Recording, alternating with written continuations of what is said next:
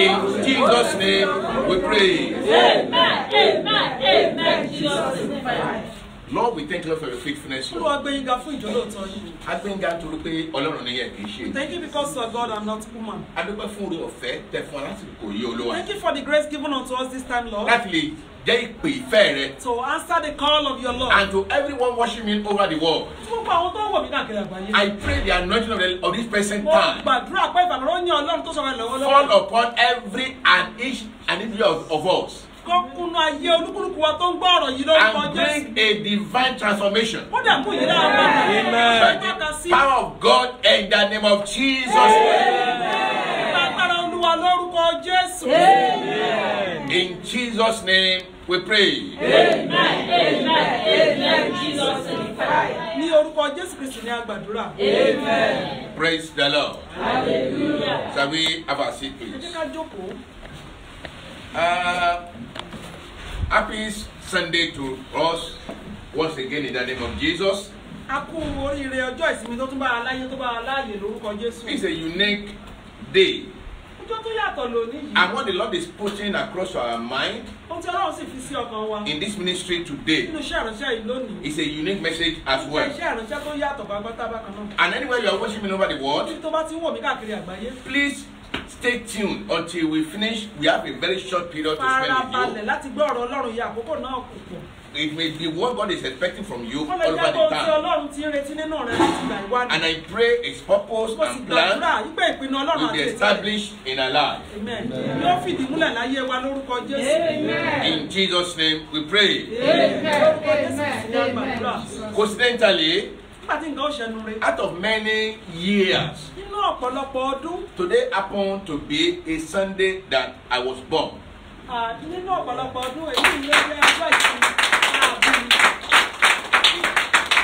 Amen. It used to fall maybe on Tuesday, on Thursday. I don't know why it is falling on Sunday today. Exactly, you know, I was born on Sunday. And on the 19th. And today is 19th Sunday. Amen. Amen. So when this person was coming over, though I was raised where birthday is nothing to us. You don't even remember the day you are born. Thank God for my father that just write it down somewhere. So he wrote it down somewhere. That was why we know. If not, we couldn't even have known the date. So on the 19th of April we just come by like other days. Like many other birthday in my environment. But when we started this ministry, God now put it on my heart that birthday is very important. It's a day. What is your birthday? It is a day of flashing back. You flash back. What has God has given unto me? How have I used it? 3 days, 4 days, 1 year, 3 years, 5 years, 50 years, 70 years, 75 years, and not more.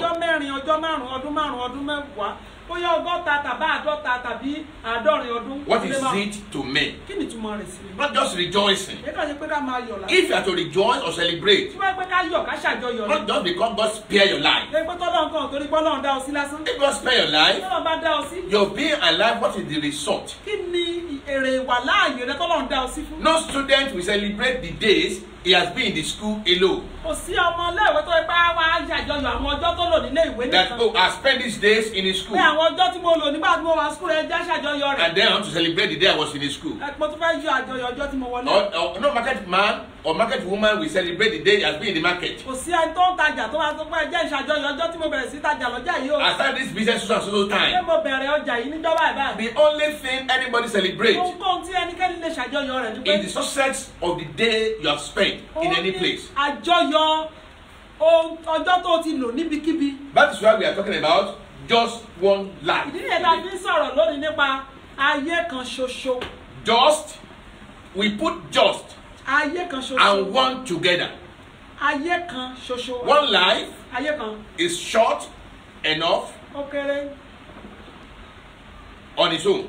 ní títí ẹ̀. When you now put just, mo tó bá tó wá fi ayé kan ṣoṣo. or when you say just life, àti wọ́n pa ayé kan. or one life, àbí ayé kan. when you now put those three one together, ẹ má fi ọ̀rọ̀ mẹ́ta yìí papọ̀. it's telling us the precise of life. Ó sọ ní pàtó bí ayé tọ́lọ̀ fún wa ṣe rí. The measurement of that life. Yẹn ni pé ìwọ̀n ayé yẹn. You have, when we say you have just one shoe, Táwọn sọ pé bàtà kan ṣoṣo ló wà ní o. you have one just chance. Àbí kò sọ pé aṣọ kan ṣoṣo ló ní. We want to admit just one student. Pé ọmọléèwé kan ṣoṣo la máa gbà sílé ìwé yìí o. You have just one building. Pé ilé kan ṣoṣo náà ló ní. You have just one cloth. Pé o láṣọ kan ṣoṣo. You understand what it means? Kò mọ̀ tó túmọ̀. It means to say, Ó túmọ̀ sí pé you cannot play with that just one thing. You have the àjẹpẹ́ opportunity. ìkankan tó jẹ́ ẹyọ kan ṣoṣo yẹn ò lè fi ṣàwẹ́wà. One life is just one opportunity. Ayé kan ṣoṣo yóò jẹ́ àǹfààní ńlá tọ́lọ̀ fún wa. Give it to all mankind. Tá a fún gbogbo ènìyàn pátá. Let me read from unto us the book of Hebrew, Ẹ jẹ́ kí n kà fún wa ní ìwé Hébérù chapter 9. orí 9. Just one life. Ayé kan ṣoṣo. Just one life. Ayé kan ṣoṣo. How particular is that one life unto us? Bó ni ayé yẹn bó ló ṣe ṣe pàtàkì sí wa? Hebrew 9, Ìwé Hébérù ṣíbélì rẹ̀ sí ìwé Hébérù. verse 27. Ẹsẹ̀ kẹtàdínlọ́gbọ̀n. Hebrew 9:27. Hébérù orí 9 ẹsẹ̀ kẹtàdínlọ́gbọ̀n. And it is appointed unto man once to die, but after this, the judgment. So, that is in line with this, in verse 28. So Christ was once offered, and it is appointed unto a man once to die. Then Christ was once offered to bear the sins of many, and unto them that look for him shall he appear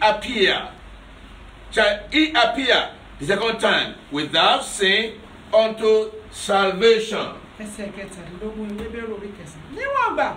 Níwọ̀n bí a ti fi lélẹ̀ fún gbogbo ènìyàn láti kú lẹ́ẹ̀kan ṣoṣo, ṣùgbọ́n lẹ́yìn èyí ìdájọ́ kíyèsí ẹsẹ̀ tí mo fẹ́ kà ní ẹsẹ̀ méjìdínlọ́gbọ̀n. Bẹ́ẹ̀ ni Kristi pẹ̀lú lẹ́yìn tí a ti fi rúbọ lẹ́ẹ̀kan ṣoṣo yẹn mo fẹ́ kó fagisítà àkọ́kọ́ kó tó fagisítà kejì. Lẹ́ẹ̀kan ṣoṣo ẹsẹ̀ kejìdínlọ́gbọ̀n. Láti rú ẹ̀ṣẹ̀ ọ̀pọ̀lọpọ̀ yóò farahàn nígbà kejì láìsí ẹ̀ṣẹ̀ fún àwọn tí ń wo ọ̀nà rẹ̀ fún ìgbàlà. Just one life. Ayé kan ṣoṣo. Just one life. Ayé kan ṣoṣo. One opportunity. Àǹfààní kan ṣoṣo. One opportunity. Àǹfààní kan ṣoṣo.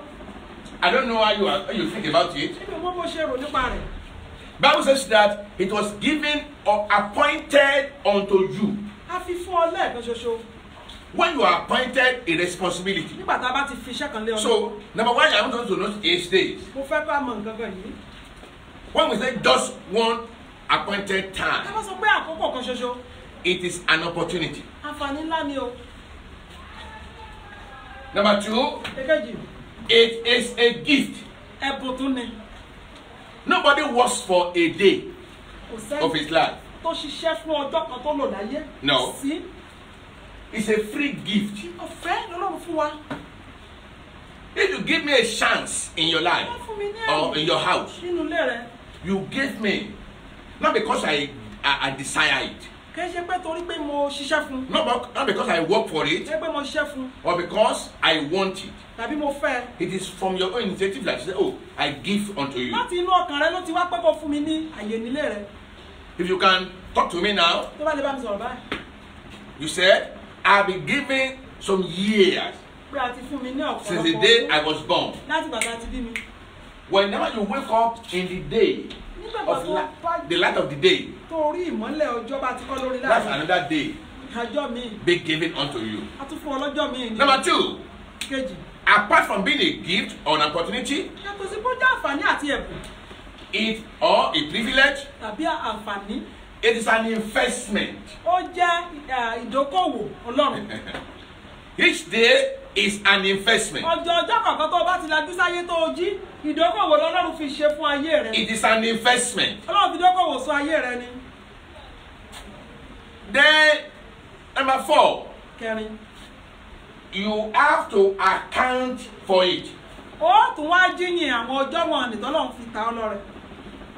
You are accountable to whatever you are given.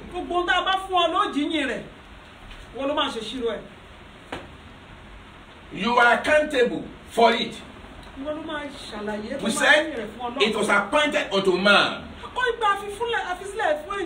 Everybody knows this factor, that death hence is life. No matter what you are. A very top official of Nigeria died on Friday by the news.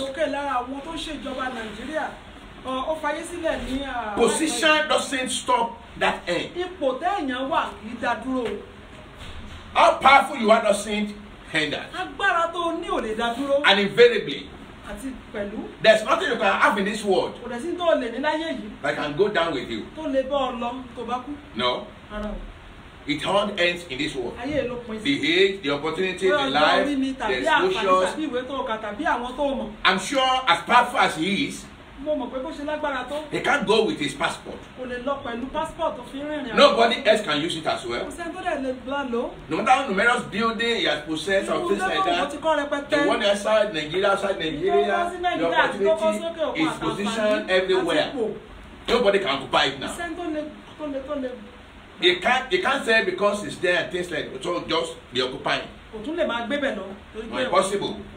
They free some inmates maybe 2 weeks ago now. And they free Ambrose Ali, who has died long time ago. If her death was serving daytime. During this coronavirus, unconfirmed report I had yesterday that they wanted to, at Wuhan, where this coronavirus started, in China, they want to eradicate it.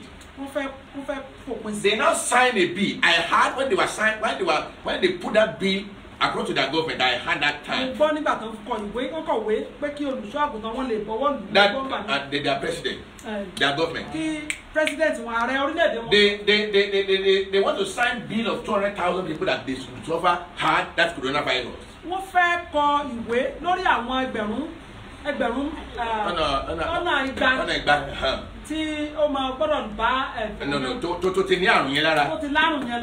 Is that the only thing they can do to them is to stop that virus? Is to kill all of them. That when they kill them, that is the end. It won't spread again. And eventually, yesterday I was hearing that they have killed 50,000 people. To stop this virus. Because they don't have any solution and they keep on spreading. It keeps on spreading. So once they discover that somebody is having that virus in China, they just kill.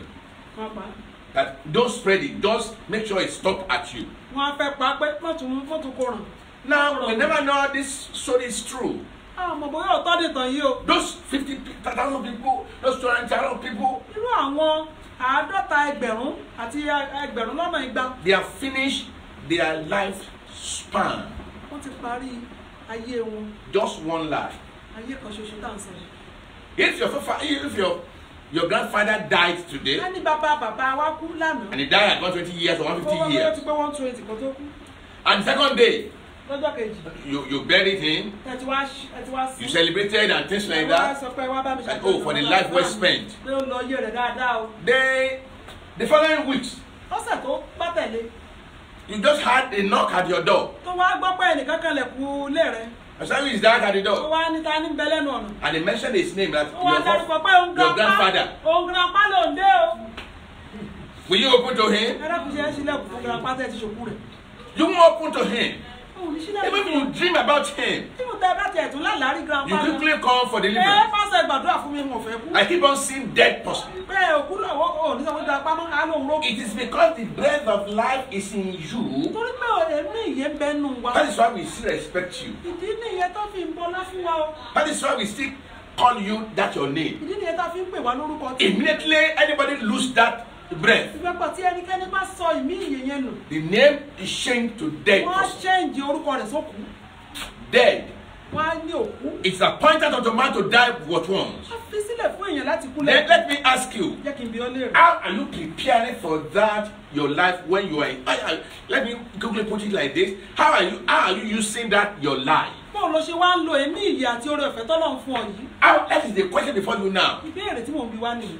Bible now says that Bíbélì wá pé for that one life, fún ayé kan ṣoṣo yẹn. let me quickly throw more light to this. Ẹ jẹ́ kí n tan ìmọ́lẹ̀ sílẹ̀ yìí. Jesus Christ himself understood that Jésù olùgbàlà gan ló you yẹ have just one life, pé ayé kan ṣoṣo lọ ní. and because of that your life, Torí ayé ẹ̀yẹn kan Bible ṣoṣo. says it was offered once. Torí ẹ̀ náà la ṣe fi Jésù rúbọ lẹ́ẹ̀kan fún wa.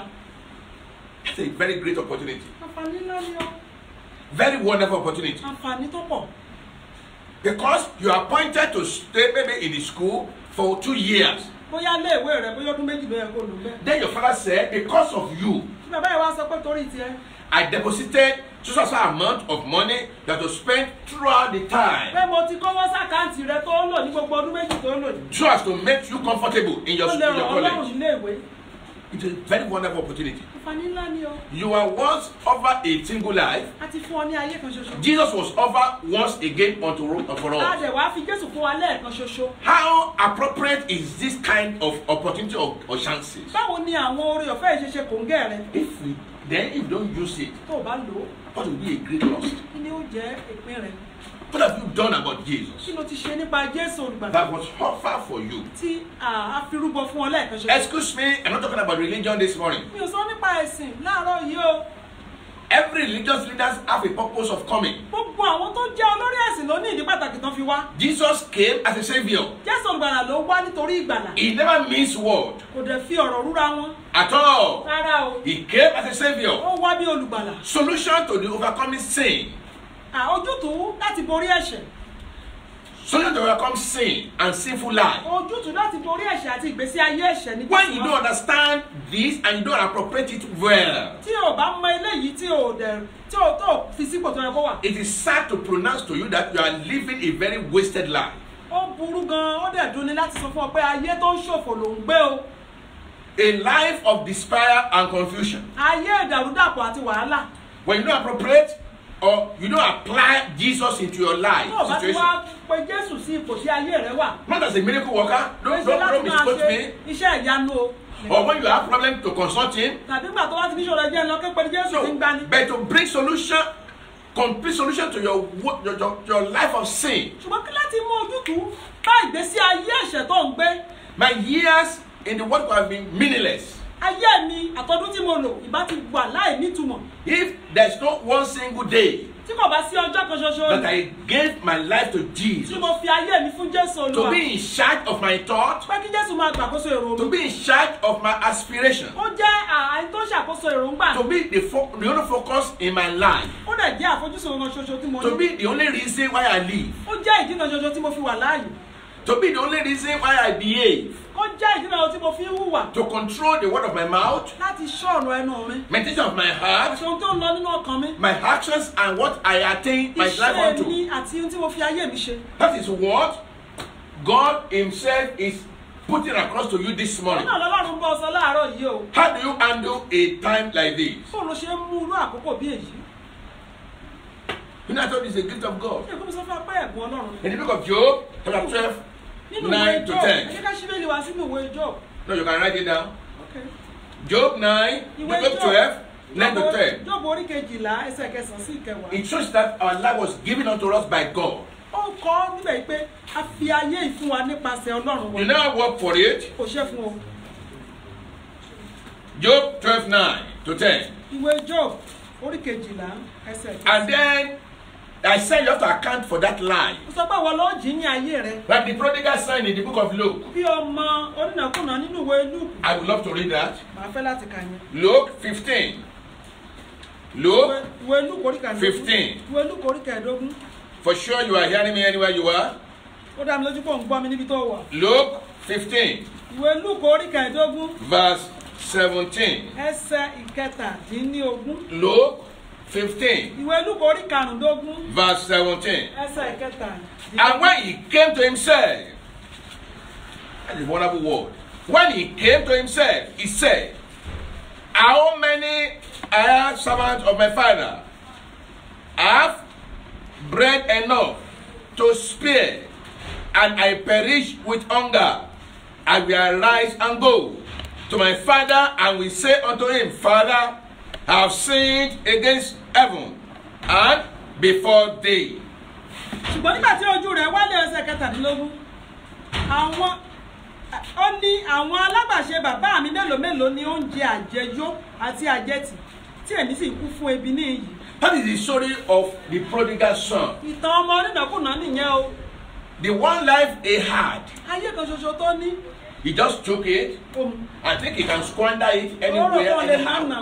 And he keep on blowing it off. But righteously he was just spending it anyhow. Like many people are doing these days. I own my life. I have my own opportunity. Anything I can do. Can you imagine somebody now, maybe you have a very beautiful sitting room. Then you said it's my sitting room. You just go and bring firewood. And then in the middle of that sitting room. Then you now set it on fire. And then people are asking you, what is wrong with you? Nothing is wrong with you. It's my own. I can use it anyhow. Or somebody said, I own my child. And they just use acid to back that part. No. The government will tell that person, you are not the owner. The owner of the other co-habitant in that environment will tell you, you are not the owner of that situation. No. You are not the owner. The day you misappropriate your life is the day you know you are not the owner. You are not the owner. The owner will query you. This prodigal son used his life anyhow until a shaker came. How can you keep on using your life like this? A pathetic incident happened there. They say he wanted to even eat the food of pig or swine. They don't even give him no opportunity. He has father, he has parents. Many beautiful riches.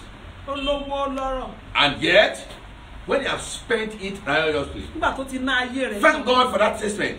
Bible says when he came to his senses, you have to come to your sense. Enough of lying lie. When you package debits in your sitting room or firewood, and people are keep on saying you are not the owner of this thing. The same way you package lie, dubious characters, they lost, fornication is going on in that temple of God. The life God has given unto you, fighting, malice, anger.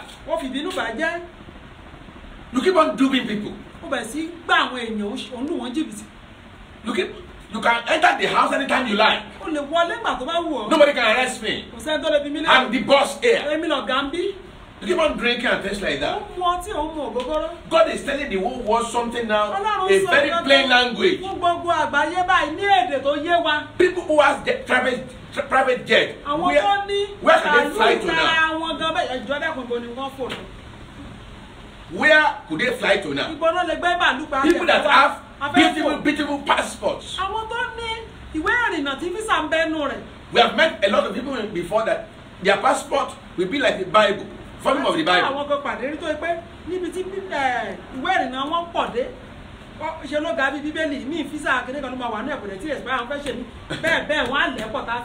You can travel any country, some people are holding diplomatic passports.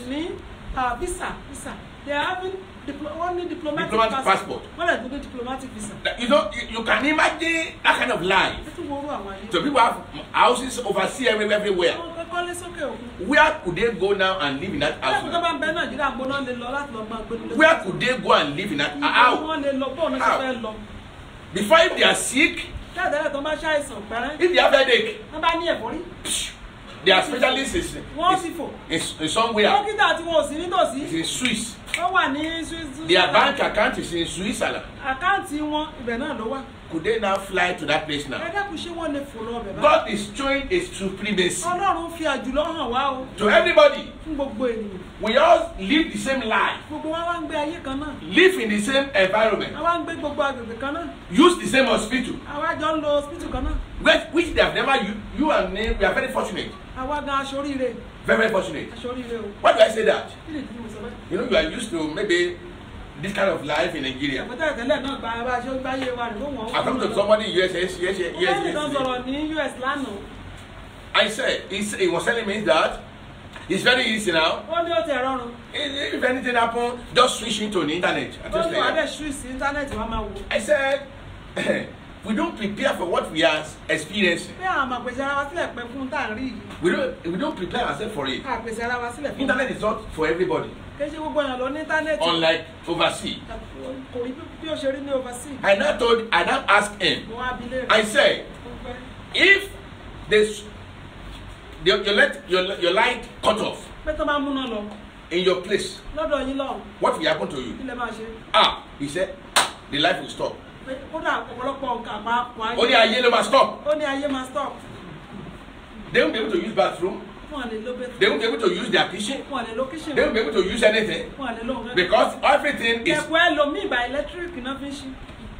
So if there is no light, that you can't open their gate. So I said, now he said to Tonio. He said it's true. Yes, I said if they take light, if light is off air. In the next 1 month, 2 months, we still manage our life because we are used to that condition. We are used to it. There was one country before. They announced and they said there will be no pipe-borne water.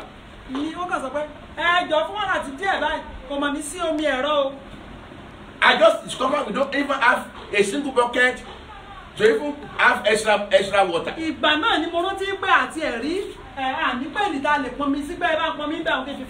Because they never prepare for it. Once you need water, just go to the tap and take water. You want to bath, go to the bathroom. But when they said pipe-borne water will stop. We can't use bathroom. We can't use toilet. We can't use anything. The light stopped. The same thing is happening now. In this our world. Then let me now ask you or give you advice. Number one, cherish that one love. Like Joseph. In Genesis 39 verse 9. Cherish that love. That you're still breathing. Cherish it. Hey, my son. Hey, my daughter.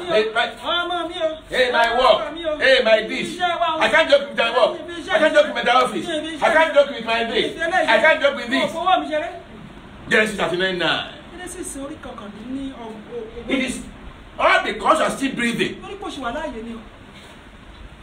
Just because you still have this life. Torí kò ṣì wà láàyè. Some people will say, if I am not at home, nobody will take care of my children, nobody will take care of my business. It is because you are still breathing. You are still breathing. Somebody has a very big building, a lot of places in Ibadan here one time. Very close to me. Yeah, millions of naira. When she first hit, they just took her to the hospital. I was expecting a very royal hospital treatment. So when I got there, no even single slippers. Different slippers. The children, they don't even come to that place. When she died, I was expecting her to be buried in one of his beautiful houses. One of the children just said, it will devalue the house if we bury her there.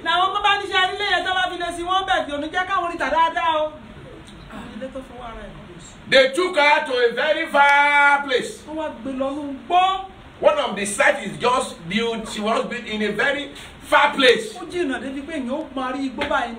When we are going, we are missing our road. Like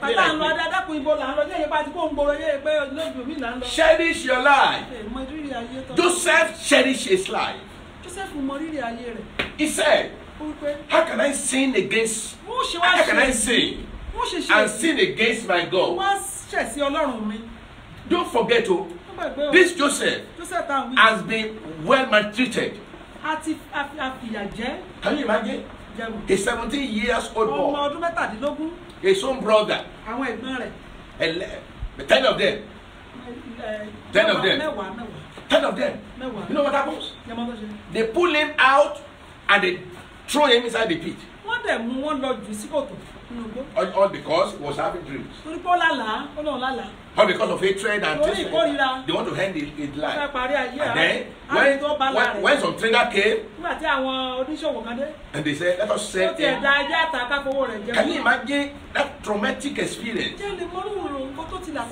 That they now put him before a stranger, a trader. Then they began to go back again. And he was looking at them. Until they sold him to slavery. When he got there as well, the boss keep on loving him. Then after loving him again, the wife said, come and sleep with me. Let it be going underground. Nobody will know. Joseph said, in Genesis 39, verse 9, how can I do this kind of thing? He cherished his life. Though he never know where it will lead him to.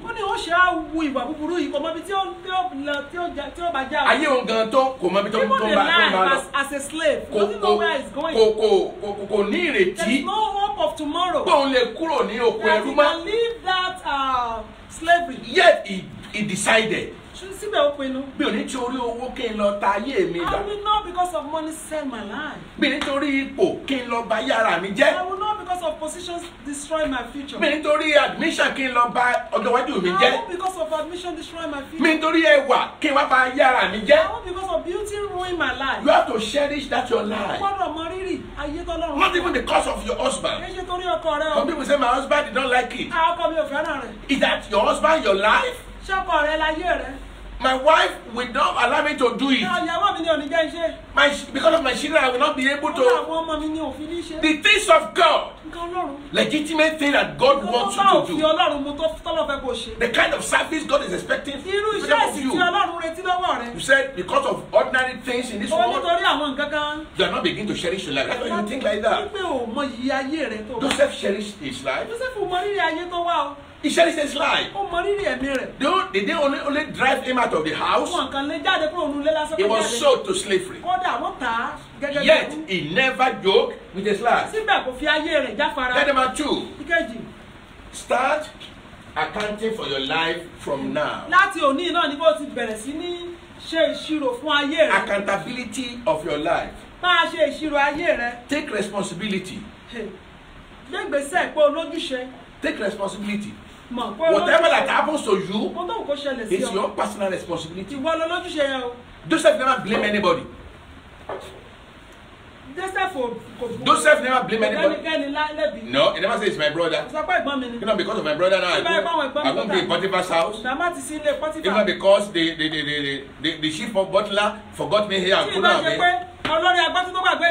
No, he faced his life in a very decent way. Then the last thing where I started, hand over your life to God.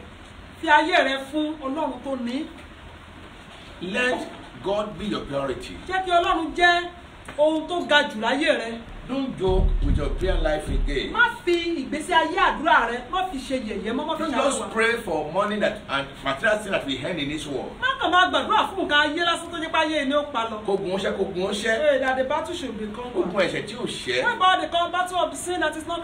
Begin to pray right prayers.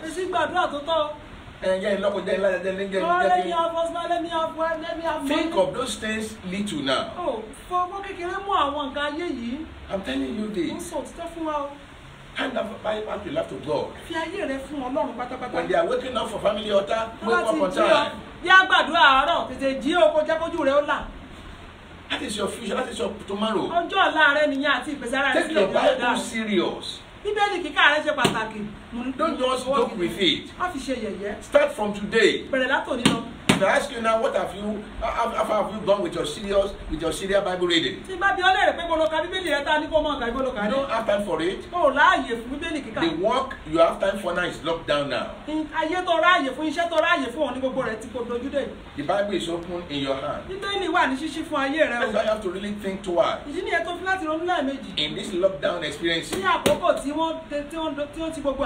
don't wait until this world is locked down and lock down the Bible, lock down Jesus in your life. Open your life to the scriptures. Don't spend a wasted life. When people are saying happy birthday, people are saying happy birthday. Is it happy birthday indeed? What is the heavenly gain?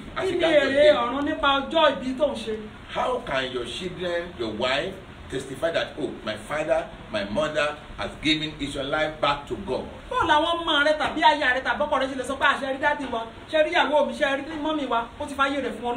little time you have spent in this world, how far about Jesus? Rise up on your feet, please. Bow down your heads. You have a few minutes to pray this prayer. Lay your hand upon your heart. But how wasteful has your life been? On photographic pictures? Wasting of life? Spending it with worldly friends? You never have time for God. Drinking beer and all that kind like that. That is what you spend your life for. If you want to go to even party now, which party are you going to go? You will get arrested. Get arrested and some people to jail in some countries. They jail them. They see them as murderer. They want to go and spread coronavirus. So everything is, the street is empty now.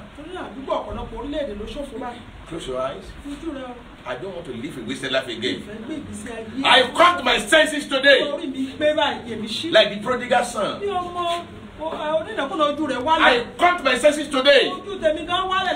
My Father, my God, I must get prepared to utilize this, my one life, judiciously. According to your precept and according to your will. Talk to God in the name of Jesus. I ask you to pray the other time, build a desire in me. Your desire in me, in the name of Jesus. According to your will, in the name of Jesus. Talk to God, talk to God, talk to God. In the name of Jesus Christ.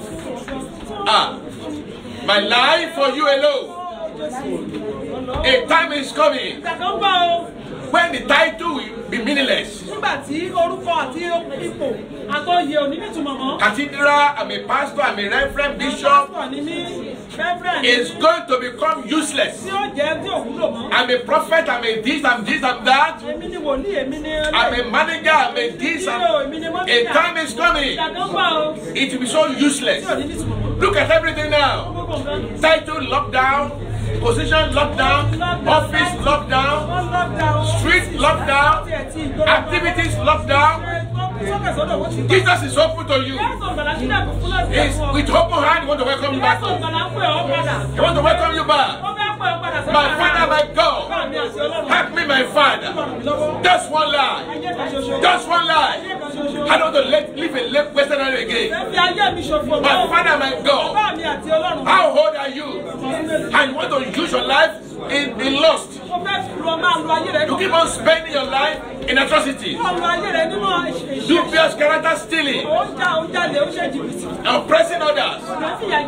Cheating others. Are you talking to God? Are you talking to God? My Father, my God, help me through your spirit. I don't want to waste this my life. I'm accountable. Accountability of my life is in my hand. My Father, my God, Jesus has come once. He came once. In Jesus' name we pray. Amen. Amen. Amen. In Jesus' name. Jesus Christ has come once. Offer to us once. He's still coming back again. In a different way. In a different way. To take those people who have used their life for him back home.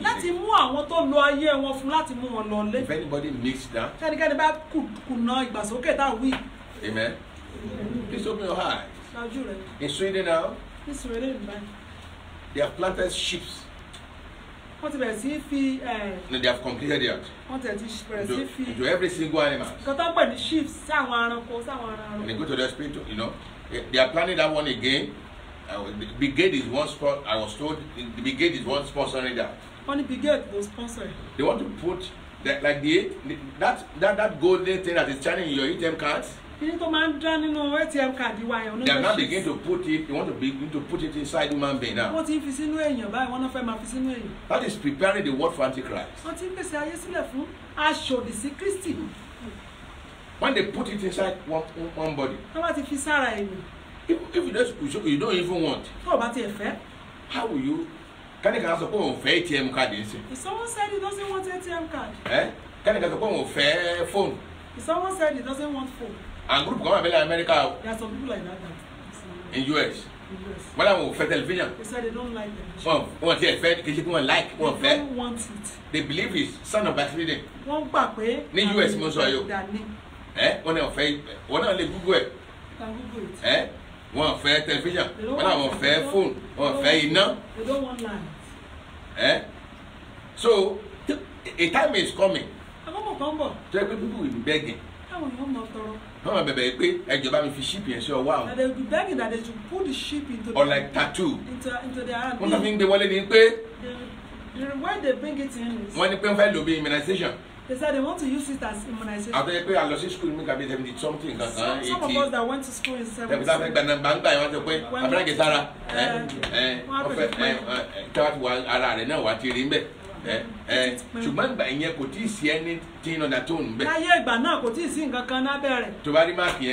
Problem. If you see the mark, no problem. So what now they want to bring it in. So that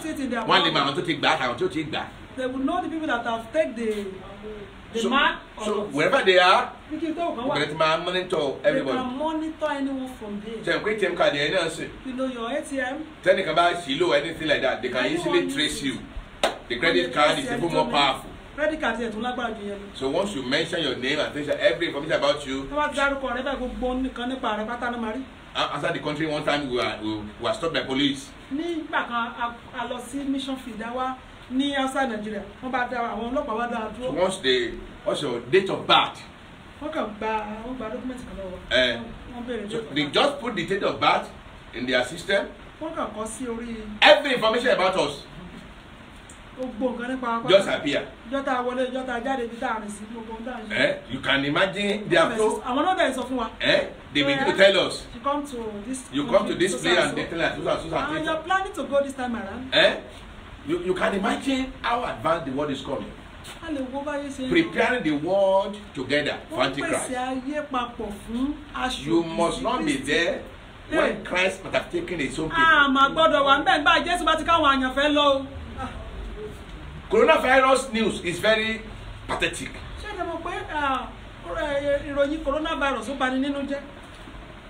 The news of rapture is going to be more pathetic.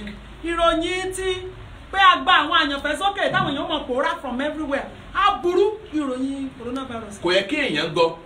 Someone supposed not to be in this world. Èèyàn sì lè gbọ́ ìròyìn coronavirus kó dàbí news létí ẹ̀. You can hear about coronavirus and be there. But if anybody is still alive. Ẹnikẹ́ni bá ṣì wà láàyè nígbà tí Jésù gbà láti dé. Tó wá wo tẹlifíṣàn rẹ̀.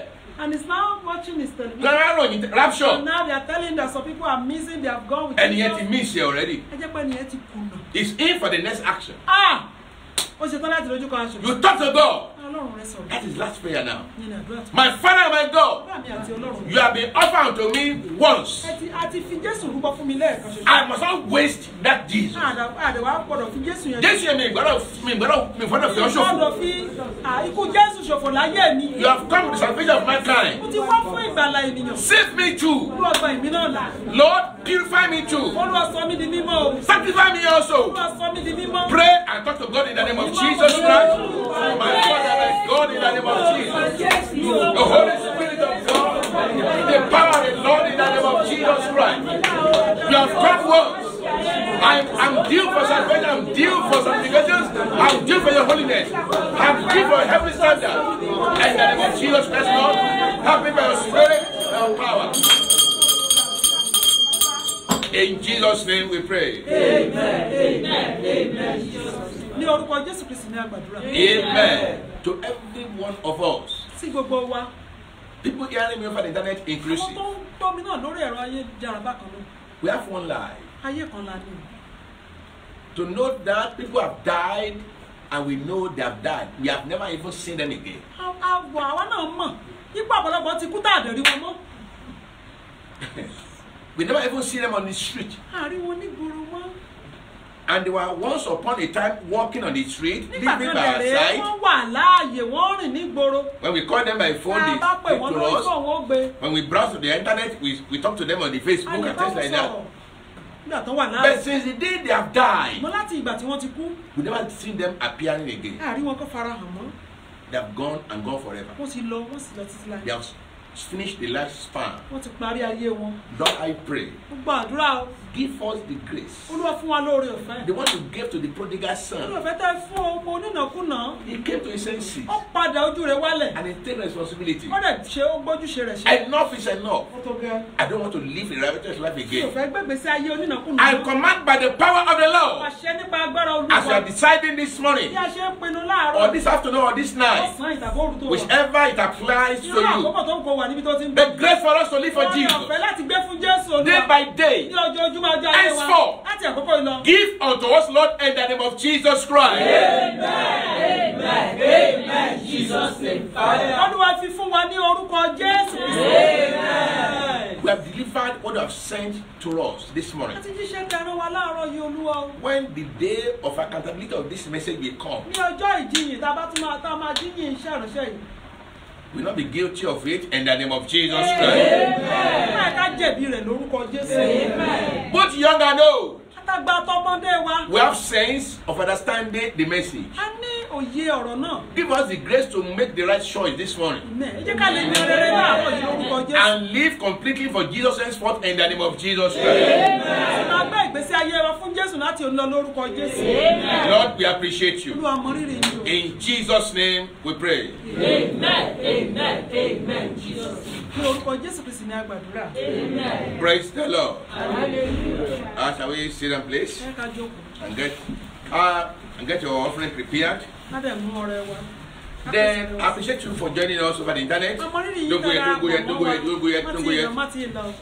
We are coming over to you again this time on Tuesday, A ó tún bá yín sọ̀rọ̀ Jésù olùgbàlàbà tí ìdè ní ọjọ́ ìṣẹ́gun 4 o'clock ní aago 4 Nàìjíríà in African time. African time. I don't mean when you say 1 hour, 4 o'clock, 5 hours. I mean precise African time. That is to say. Àkókò wa ní ilẹ̀ Áfíríkà, ní West Africa. So please join us, please. Ẹ dáàpọ̀ mọ́ wa. Our Lord has a lot to do for you. Ọlọ́run wá fẹ́ ṣe ọ̀pọ̀lọpọ̀. It's the time of our Bible studies. Tuesday ní ọjọ́ Bible study. We are talking precisely on deliverance on Tuesday, Àwọn please. ọ̀dẹ̀ sọ nípa ìtúsílẹ̀ ní ọjọ́ Tuesday. So please join us. Darapọ̀ mọ́ wa. Come and understand what deliverance really means Wá mọ tí ìtúsílẹ̀ túmọ̀ sí gangan. and how you can experience it. Àti bó ṣe lè ní And God ìrírí rẹ̀. Himself will help us through in the name Ọlọ́run ó of sì Jesus. ràn wá lọ́wọ́ fún ara ìlú. This is Glorious Assembly Ministry Èyí ni Glorious Assembly Ministry. and the church in your house. Ìjọ tó wà nínú ilé rẹ̀. May God help us in Jesus' name. Ọlọ́run kó ràn wá lọ́wọ́. God bless you. Ìjọba kó bùkún fún wa. We love you. A fẹ́ràn wa.